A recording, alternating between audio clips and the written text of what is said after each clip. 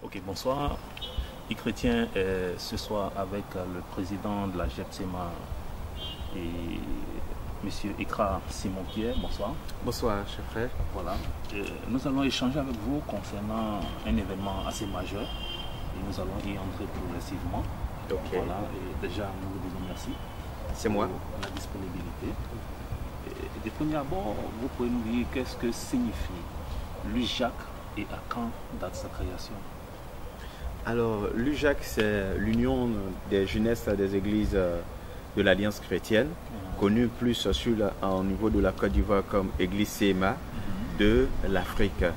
Donc, elle a vu le jour, cette union a vu le jour en 91 à Bobo Dioulasso, au Burkina Faso.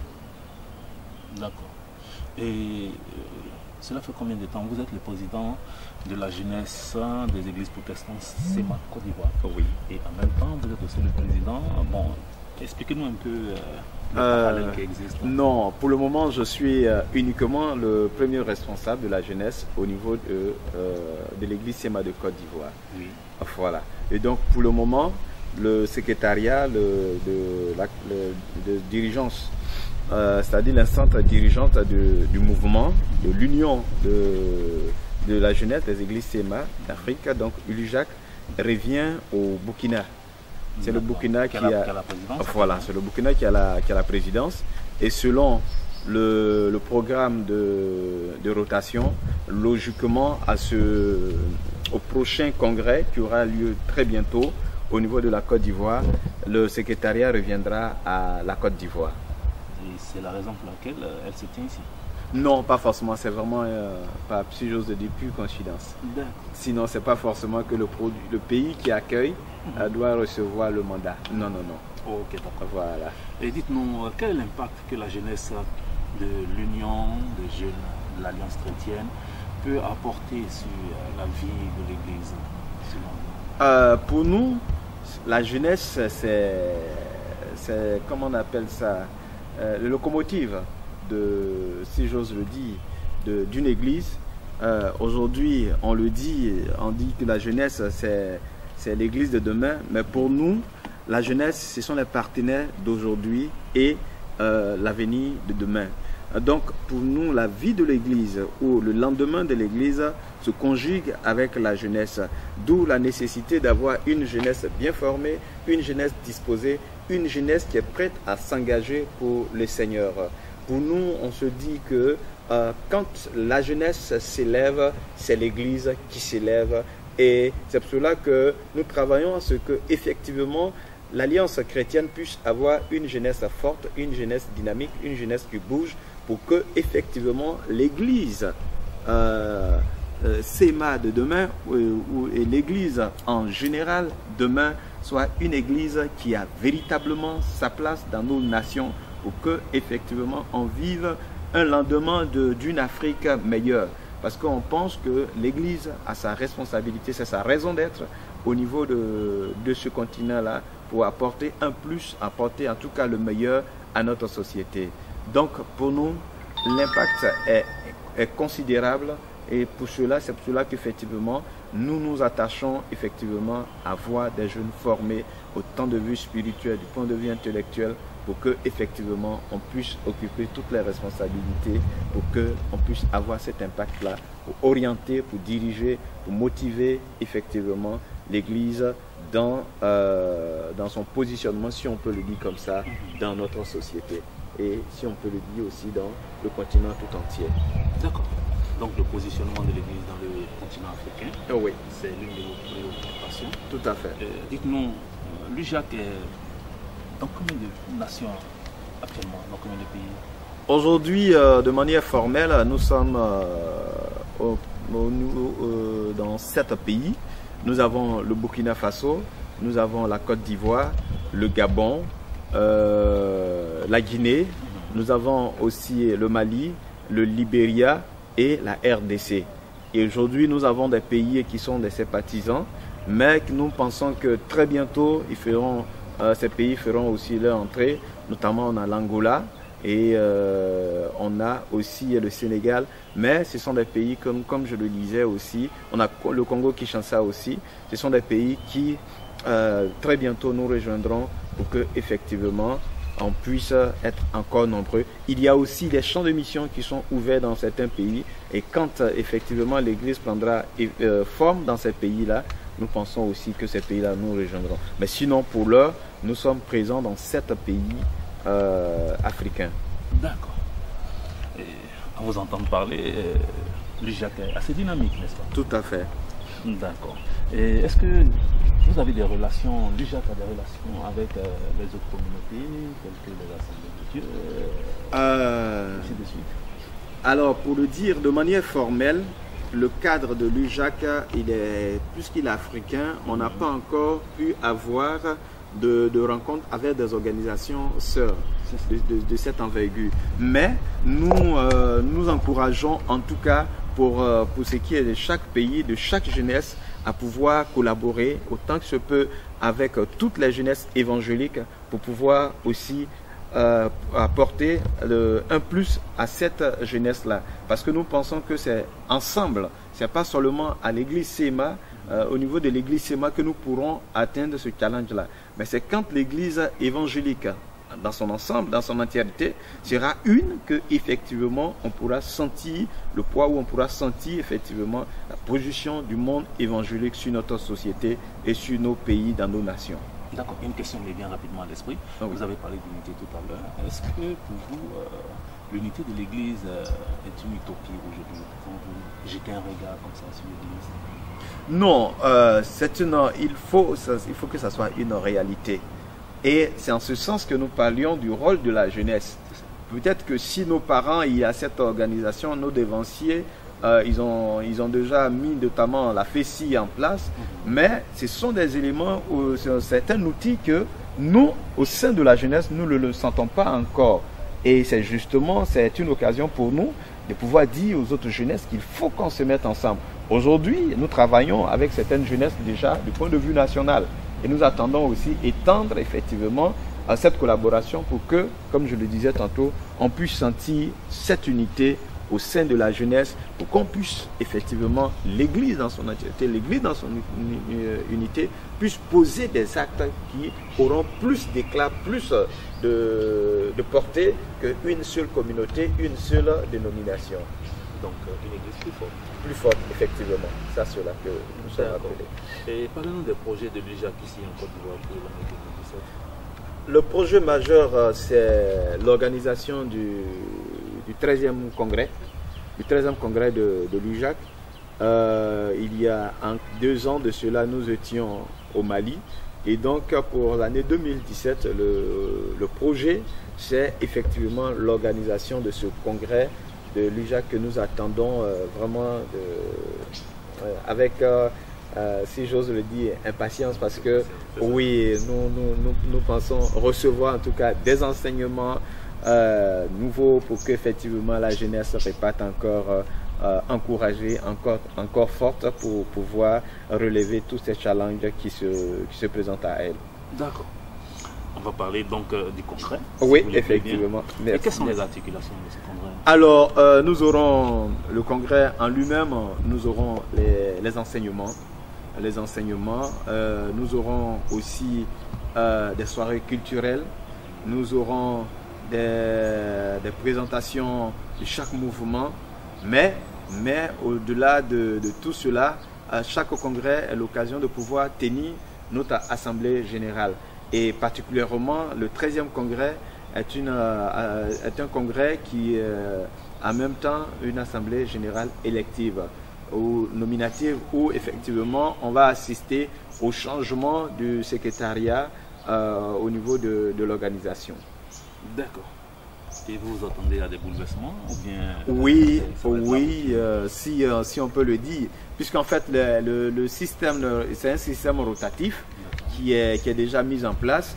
Et donc pour nous, la Côte d'Ivoire, c'est un honneur, parce que effectivement le secrétariat revient à la Côte d'Ivoire pour pouvoir conduire les rênes, si nous pouvons le dire comme ça, de l'organisation pendant les 4 ans à venir. Donc de 2017 à 2021, c'est la Côte d'Ivoire qui aura la lourde tâche de conduire ce mouvement-là pendant ces années-là. D'accord. Et vous vous attendez à combien de participants déjà? Alors, il faut le dire, selon les estimations, nous étions partis sur la base de 2000, mais honnêtement, aujourd'hui, quand nous faisons le sondage, nous sommes largement au-dessus des 2000, et donc nous sommes partis pour 2500 à 3000 jeunes que nous attendons. Wow. Ouais. 3000 jeunes qui viendront de partout? Oui, qui viendront de partout, du Burkina, du Mali, de la Guinée, du Libéria, du Gabon, de la RDC, du Ghana également, de l'Angola, du Sénégal. Oh. Donc, vraiment, c'est... D'accord. Donc, 3000 jeunes qui seront réunis autour d'un thème, jeunesse de l'Alliance chrétienne. Lève-toi et brille. Pourquoi? Ouais, justement parce que, comme nous le disions, nous tirions le thème du dernier congrès mondial, de la dernière conférence mondiale de l'Alliance qui a eu lieu à Bangkok. C'était sur le même thème, mais nous l'avons centralisé, nous l'avons, si j'ose le dire, nous l'avons mis dans le contexte africain de l'UJAC pour appeler la jeunesse de l'Alliance chrétienne africaine à se lever parce que effectivement il y a beaucoup de défis qui nous attendent, le défi de l'éducation, le défi de l'enseignement, le défi de la santé, le défi du logement, le défi de l'emploi. Il y a pas mal de défis qui attendent aujourd'hui la jeunesse, en particulier l'Église. Et il faut, comme nous le disions, qu'aujourd'hui, l'Église se positionne comme la solution aux problèmes de notre société, comme la réponse aux questions de notre société et de notre continent. Et c'est pour cela que nous voulions, au travers en tout cas de ce thème-là, que la jeunesse soit interpellée pour qu'elle prenne conscience de ce que Dieu attend d'elle pour le lendemain, pour un avenir meilleur de notre continent, de l'Afrique. D'accord. Donc on pourrait donc dire, au sortir de ce 13e congrès, quelles sont vos attentes? Nos attentes, c'est qu'effectivement, on puisse voir une jeunesse qui puisse s'élever effectivement, qui prend des initiatives, qui est prête à s'engager, une jeunesse innovatrice, une jeunesse créatrice d'emploi, en tout cas tout ce que effectivement on peut mettre en œuvre pour changer, si on ose le dire, la face de notre société, l'image qu'on a toujours de l'Afrique qui est toujours en train de partir, notamment pour l'immigration, mais pouvoir dire aux jeunes qu'en Afrique, nous avons les ressources nécessaires, on peut avoir tout ce dont il faut pour pouvoir vivre aisément, on n'a pas besoin d'aller mourir des centaines et des centaines sur les eaux. Non, l'Afrique, on a tout ce dont il nous faut et il faut que la jeunesse se lève et qu'on se mette au travail dans la prière pour qu'effectivement on puisse chambouler, on puisse changer aussi le cours de certains événements pour que effectivement le jeune Africain de demain trouve en tout cas la place pour pouvoir vivre aisément en Afrique, qu'il puisse avoir les structures de sa formation, qu'il autant bien spirituelles que académiques, intellectuelles, professionnelles, pour pouvoir s'insérer dans le tissu social pour que notre Afrique de demain soit une Afrique meilleure. D'accord.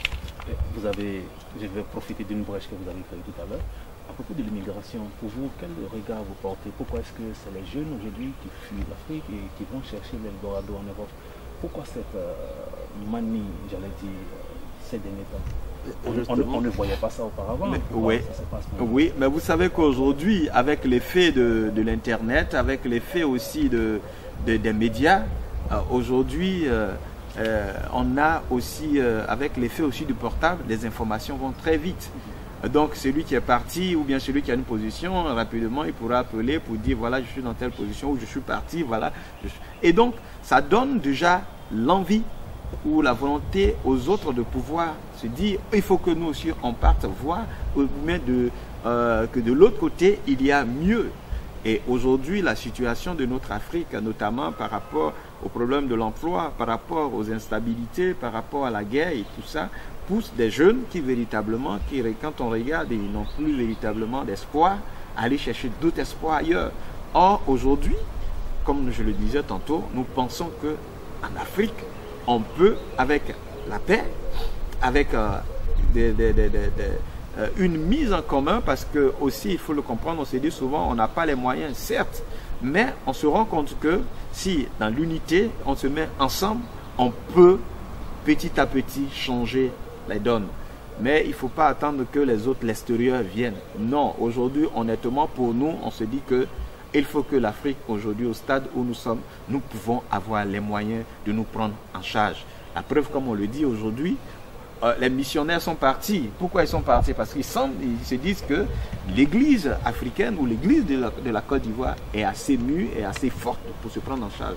Et donc, c'est en ce sens-là que nous aussi, on doit comprendre que nous avons un devoir. L'église a un devoir de pouvoir sensibiliser, mais de pouvoir offrir aussi des emplois, de pouvoir aussi offrir la sécurité, de pouvoir offrir une paix, de pouvoir assurer une paix, si j'ose le dire comme ça, à la jeunesse pour qu'elle puisse rester en Afrique et puis elle peut s'en sortir mieux. Aujourd'hui, les réalités, les statistiques le disent. Nous avons pratiquement 60% des terres cultivables qui se trouvent en Afrique. Et on peut surfer ou on peut travailler sur le domaine agricole. On peut aller de l'avant en transformant nos produits.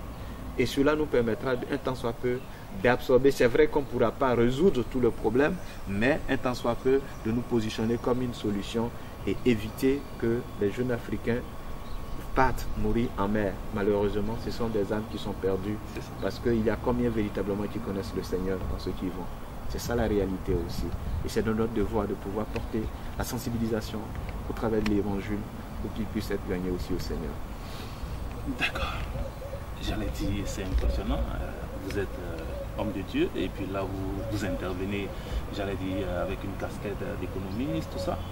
Bon, en tant que président de la jeunesse SEMA de Côte d'Ivoire, est-ce que vous pouvez rassurer les internautes quant à l'organisation pratique? Parce que c'est vous qui avez la charge de l'organisation pratique. Effectivement. De façon pratique, est-ce que vous pouvez rassurer les gens?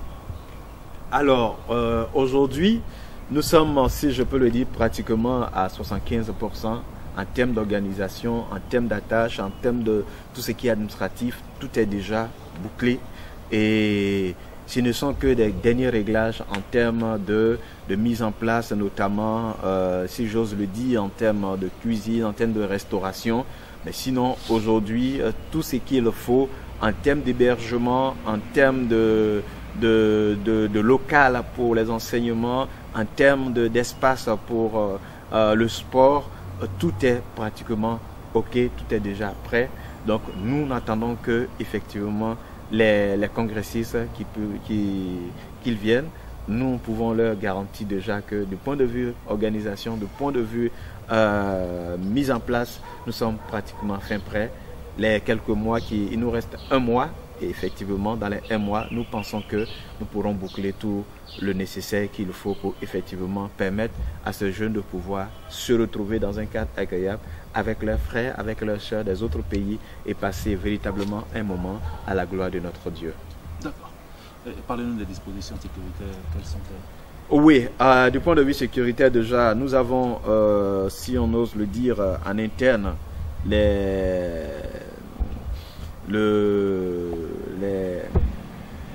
flambeaux et lumières pour déjà nous sécuriser un tant soit peu, mais aussi du point de vue, comme je disais, administratif, du point de vue sécuritaire, nous avons pris aussi des attaches avec au niveau de la police pour que effectivement ceux qui viennent soient assurés. Au niveau du Bouaké, nous avons pris déjà les attaches pour pouvoir sécuriser tous cet événement, parce que 3000 personnes qui se rassemblent dans un lieu, quand nous savons aujourd'hui un peu les informations que nous avons de part et d'autre et tout ça, il faut qu'effectivement nous puissions garantir la sécurité. Donc là aussi, à ce niveau, nous avons pris les attaches déjà avec les autorités administratives pour effectivement nous rassurer que tout se passera dans de bonnes conditions. Voilà, nous sommes pratiquement au thème de cette entrevue. Vous allez donc faire un appel et puis donner aussi une idée de l'endroit où ce rassemblement va se tenir, éventuellement les dates, tout ça. Donc allez-y. Okay. Nous voulons inviter tous les jeunes de l'UJAC, que ce soit en Côte d'Ivoire, au Burkina, en Guinée, au Gabon, au Mali, dans les autres pays, le Sénégal, l'Angola, le Ghana, en RDC. Nous voulons inviter tout le monde à venir parce que nous voulons nous les rassurer que tout est fin prêt pour ce grand événement qui aura lieu du 14 au 21 août 2017 à Bouaké au collège Saint-Viateur. Et comme nous l'avons dit, le thème c'est Jeunesse de l'Alliance chrétienne, lève-toi et brille. C'est notre saison, c'est notre temps. Dieu nous donne ce moment-là pour pouvoir impacter, pour pouvoir influencer notre société et notre Afrique. Et nous pensons que c'est ensemble, en mettant ensemble nos forces, en mettant ensemble nos idées, en mettant ensemble ce que Dieu a déposé en chacun, que nous pourrons effectivement atteindre cet objectif-là pour que demain, nous soyons effectivement une jeunesse à la gloire de notre Dieu. Donc, rendez-vous est pris à partir du 14 à Bouaké pour que effectivement nous soyons tous là pour pouvoir célébrer, célébrer le Seigneur avec nos frères et sœurs et vivre ce beau moment pour la gloire de notre Dieu. Merci encore et que Dieu nous bénisse. Amen.